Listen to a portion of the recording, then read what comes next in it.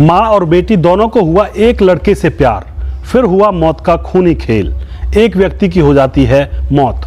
दोस्तों, इस घटना की पूरी सच्चाई जानने के लिए आप हमारे वीडियो को अंत तक जरूर देखिएगा। नमस्कार, मैं हूं सुदेश कुमार और तिरछी बात पलवल चैनल में आपका स्वागत है। दोस्तों, यह घटना है भागलपुर जिले के रविसा गांव की। भागलपुर जिले के रविसा गांव में एक दास नाम का व्यक्ति रहा करता था, जिसकी उम्र थी 35 साल। उसके साथ उसकी पत्नी, जिसका नाम था विमला देवी, वह भी रहा करती थी और उसकी दो बेटियां थी। एक 18-19 साल की थी, एक उससे छोटी थी और एक बड़ा लड़का था। इन बच्चों के साथ और अपनी पत्नी के साथ जो दास नाम का व्यक्ति है, वह आराम से अपने घर में रहा करता था। उसका एक छोटा सा कोने पर होटल भी था। वहाँ होटल पर जो गरीब लोग होते हैं, रिक्शे वाले वगैरह होते हैं, ये वहाँ पर खाना खाने के लिए आया करते थे। उनका समय अच्छे से गुजर रहा था, खर्चा पानी होटल में से निकल आता था।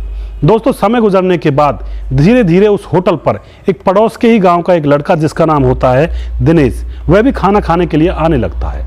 और अब वह वहाँ पर खाना तो खाता ही है, अब वहाँ पर वह बहुत देर देर तक बैठा भी रहता है और उसकी नज़रें दास की पत्नी विमला से मिलने लगती हैं। अब वह उसको देखने लगता है, ज़्यादातर देर देर तक बैठा रहता है और विमला की नज़रें भी दिनेश से मिलने लगती हैं। दोनों को एक दूसरे से प्यार हो जाता है दोस्तों, और दोनों एक दूसरे से छुप छुप कर अब मिलने भी लगते हैं। इस बात की खबर दास को पड़ जाती है। दास उन दोनों से लड़ाई करता है और कहता है कि ऐसा काम मत करो, लेकिन वह मानती नहीं है। उसकी पत्नी होती है विमला, वह फिर भी लगातार वह काम करती रहती है। और जो वह लड़का था दिनेश, वह भी वहाँ आने से नहीं रुकता है। वह हर रोज़ वहाँ पर आता है और घंटों घंटों तक वहाँ पर बैठा रहता है और विमला की तरफ इशारे किया करता है। दोस्तों, विमला की जो बड़ी बेटी होती है, जिसका नाम होता है जूली, जो कि 19 साल की होती है, वह भी इस नज़ारे को देखती रहती है। और अब जूली के मन में भी लड्डू फूटने लगते हैं और सोचने लगती है कि जिस तरह से मेरी माँ प्यार कर रही है दिनेश से, उसी तरह से मैं भी प्यार करना चाहती हूँ दिनेश से। उसके मन में ये ख्यालात होने लगते हैं। अब जूली और दिनेश की भी नज़रें मिलने लगती हैं। अब जूली और नरेश भी आपस में बातचीत करने लगते हैं और जब घर पर कोई नहीं होता है तो जूली और नरेश भी आपस में प्रेम संबंध बनाने लगते हैं। एक दिन विमला को अपनी बेटी की इस हरकत के बारे में पता लग जाता है। जब जूली और दिनेश आपस में प्रेम संबंध बना रहे थे तो विमला वहाँ पर आ जाती है और विमला उनको देखकर कुछ भी नहीं कहती है। विमला तो यही कहती है कि चलो ठीक है, अब यह भी अगर ऐसा काम कर रही है तो मेरे ऊपर कोई उंगली उठाने वाला नहीं है। तो विमला कोई दिक्कत नहीं, विमला उनका पूरा साथ देती है। विमला खुद भी और अपनी बेटी को भी दिनेश के हवाले कर देती है। इस तरह से उनका मामला चल रहा था। अब जो दास होता है, उसको पता लगता है कि मेरी पत्नी तो जैसी थी, बेटी भी अब दिनेश के चक्कर में फंस गई है। यह बात सोचकर दास बुरी तरह से झल्लाता है, अपनी बेटी और पत्नी से बहुत जोर जोर से लड़ाई करता है। और जो दास का बेटा होता है, वह जॉब करने के लिए बाहर गया हुआ था।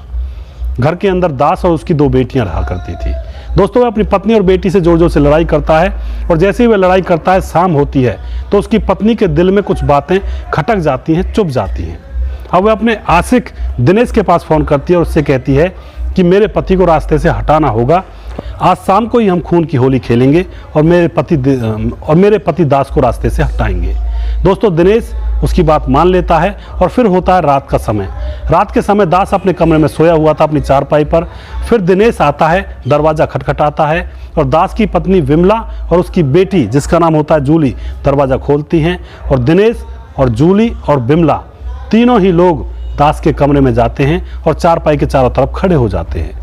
अब दोस्तों, यहाँ पर जो दिनेश था, वह दास की गर्दन को दबाने लगता है और जूली और उसकी माँ विमला अपने पिता और पति के ऊपर चाकुओं से वार करने लगती है। दोस्तों, तब तक वार करती है जब तक तड़प तड़प कर दास की मृत्यु नहीं हो जाती है। जैसे दास की मृत्यु हो जाती है तो वहीं पर वह पड़ी हुई ईंटों को हटाती हैं। फर्श के अंदर जो ईंटें बिछी हुई होती हैं, वहाँ पर गड्ढा खोदकर दास को उसमें दफन कर देती हैं और फिर आराम से ऐसे रहती हैं जैसे कुछ हुआ ही ना हो। यानी कि बस एक ही बदलाव था, दास शाम को सोया तो था लेकिन सुबह उठा नहीं था। दोस्तों, अब आराम से अपने घर में रह लेती हैं। उनको कोई ये दिक्कत भी नहीं है कि क्या, ना ही वह किसी और को बताती हैं। 1-2 दिन बाद उनका बेटा शहर से आता है नौकरी करने के बाद और आकर कहता है कि पिताजी कहाँ हैं। दोनों ही माँ बेटी ये कह देती कि हमें पता नहीं पिताजी कहाँ हैं, 2 दिन से गायब हैं। दोस्तों, उनका बेटा इधर उधर भी ढूंढता है, आस पड़ोसियों को पूछता, लेकिन किसी को भी कुछ भी मालूम नहीं था। उसके बाद उसका बेटा पुलिस थाने जाता है, वहाँ पर रिपोर्ट लिखवाने के लिए अपने पिता की गुमशुदगी की। दोस्तों पीछे पीछे वो दोनों माँ बेटी भी चली जाती हैं रिपोर्ट लिखवाने के लिए, जिससे कि किसी को शक ना हो। लेकिन जैसे वह रिपोर्ट लिखवा ही रही थी तो उन्हीं के गांव से एक फ़ोन जाता है थाने में और बताया जाता है कि हमारे गांव में एक घर में से बहुत बुरी दुर्गंध आ रही है, बदबू आ रही है। पुलिस वाले उस गांव में जाते हैं, देखते हैं कि यह तो बिमला का ही घर है। दोस्तों वहां पर जाकर अंदर देखते हैं कि बदबू कहां से आ रही है, तो वहां पर वह ईंट पड़ी हुई थी। ईंटों को हटाया जाता है, फर्श को खोदा जाता है, वहां पर जाकर देखा जाता है तो वहां पे दास की डेड बॉडी उस जमीन के अंदर गड़ी हुई थी। दोस्तों उसके बाद पुलिस डेड बॉडी को निकालती है, बिमला से पूछताछ करती है और सख्ती से पूछताछ करने पर बिमला अपनी सारी घटना उगल देती है। दोस्तों उसके बाद पुलिस बिमला, जूली और उनके प्रेमी दिनेश को अरेस्ट कर लेती है, उनको जेल भेज देती है। तो यहाँ पर आप क्या कहना चाहोगे? क्या इसको प्यार कहोगे? प्यार जन्नत है, प्यार मन्नत है, प्यार फलाना, प्यार ढिमका? क्या ये प्यार सही है, या फिर ये प्यार है ही नहीं, ये सिर्फ और सिर्फ हवस है? आप जो भी कुछ कहना चाहते हो आप कमेंट बॉक्स में ज़रूर अपनी राय लिखें, लोगों के साथ शेयर ज़रूर करें। दोस्तों ऐसी घटना के ऊपर मैं वीडियोस बनाकर लेकर आता हूं। नेक्स्ट वीडियो में बहुत जल्दी फिर से लेकर आऊँगा। तब तक आप खुश रहें, सावधान रहें, रिश्तों की अहमियत को समझें। जय हिंद, जय भारत।